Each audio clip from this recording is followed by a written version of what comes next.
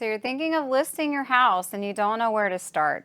Well, the first start is contacting a real estate agent, a full-time real estate agent, to come in and take a look. So what is a listing consultation and what happens during a listing consultation?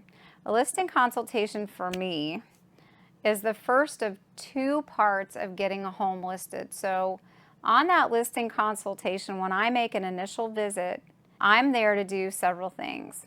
I'm there to take a tour of that home and to provide recommendations for you on things that need to be repaired or improved. Or sometimes it's just validation that what you've done is amazing and you're going to be just fine. I love those. I love both. I love to tell you the great stuff about your house, and I love to tell you what needs improvement and what areas need to be improved.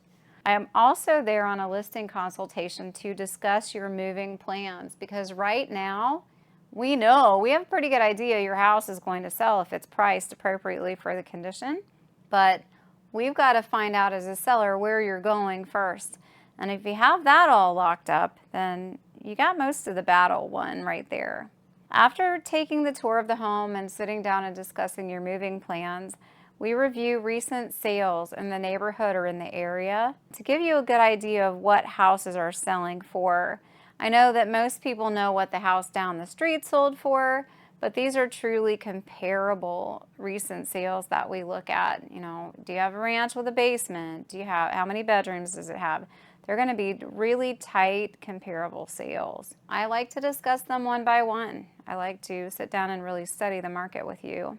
And then I discuss basic marketing for the property, what I would do as an agent, what I would provide, but it's a very basic skeleton at that point. Those are the types of issues that we discuss on a listing consultation.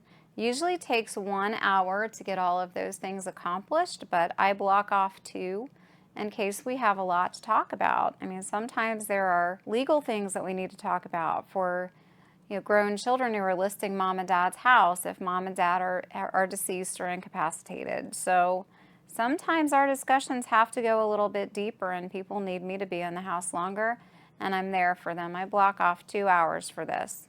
But sometimes we can get that accomplished in 1 or less.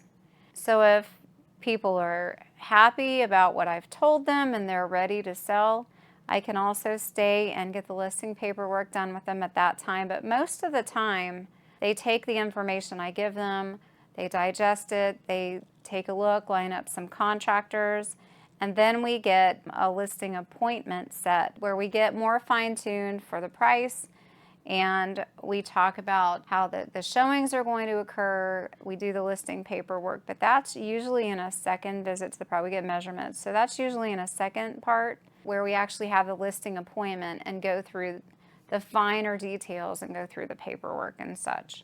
That's basically what happens when I do a listing consultation. I like to view myself as more of a real estate expert or an advisor versus just a salesperson. So I really like to discuss everything with you, and it usually does take the 2 parts to get all of that done.